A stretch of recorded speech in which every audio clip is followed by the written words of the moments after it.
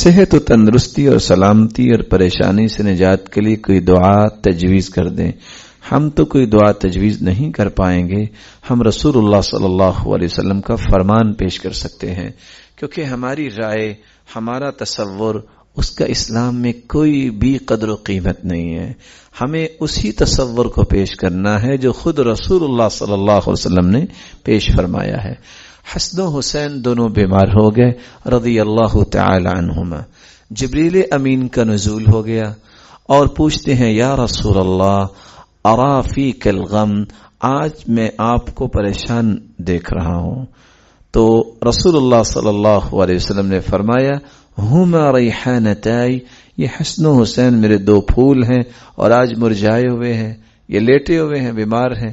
کہا تو مجھے اللہ نے بھجوایا اس لیے ہیں، آپ ان کو دم کیجئے۔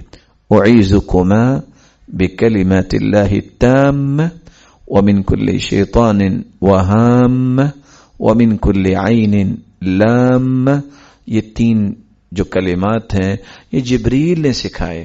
چنانچہ رسول اللہ صلی اللہ علیہ وسلم نے جب یہ کلمات پڑھے فقام یلعبانی، اسی وقت جو ہے دونوں حسن حسین رضی اللہ عنہما اٹھے اور کھیلنے لگ گئے۔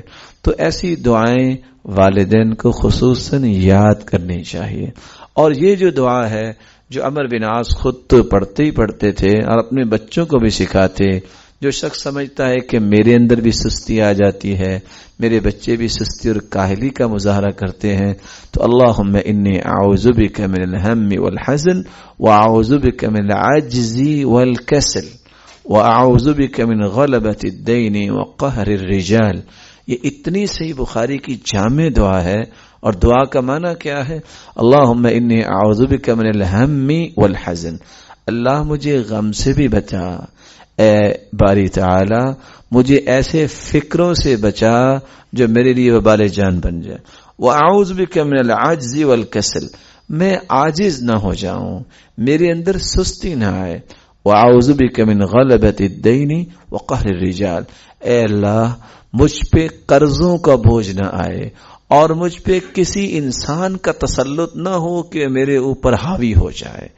اتنی جامع دعا ہے، اس طرح کی دعائیں یاد کرنی چاہیے۔